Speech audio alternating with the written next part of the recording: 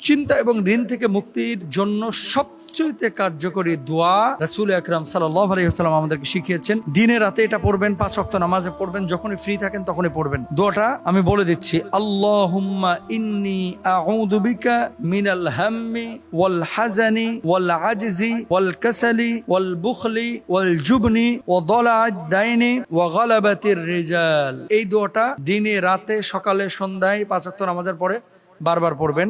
আমি আবারও বলছি, আল্লাহুম্মা ইন্নী আউযু বিকা মিনাল হাম্মি ওয়াল হাজানি ওয়াল আজাজি ওয়াল কাসলি ওয়াল বুখলি ওয়াল জুবনি ওয়া দালা'আদ দাইনি ওয়া গালাবাতির রিজাল।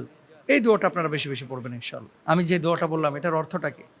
অর্থটা হলো, হে আল্লাহ, আমি আপনার কাছে দুশ্চিন্তা ও বিষণ্ণতা, অক্ষমতা ও অলসতা, কৃপণতা ও ভীরুতা এবং ঋণের বোঝা ও মানুষের প্রভাব থেকে আশ্রয় চাই। ঋণের বোঝা মানে কি? ওয়াদালা'আদ দাইনি, ঠিক আছে? এটা হচ্ছে ঋণের বোঝা থেকে। সরাসরি আল্লাহ নবী এটা শিখিয়েছেন। তো নবীজি যেটা সাহাবীদেরকে শিখিয়েছেন আমরাই কিন্তু সেটা আপনাদের কাছে বলছি, এটা মেনে নেন, আমল করেন ইনশাআল্লাহ। ঋণ পরিশোধের আরেকটি কার্যকরী দোয়া হচ্ছে, আল্লাহুম্মা কফিনি বিহালালিকা আন হারামিক ওয়াগনিনি বিফাদলিকা আম্মান সিওয়াক। আমি আবারও বলছি, আল্লাহুম্মা কফিনি বিহালালিকা আন হারামিক ওয়াগনিনি বিফাদলিকা আম্মান সিওয়াক।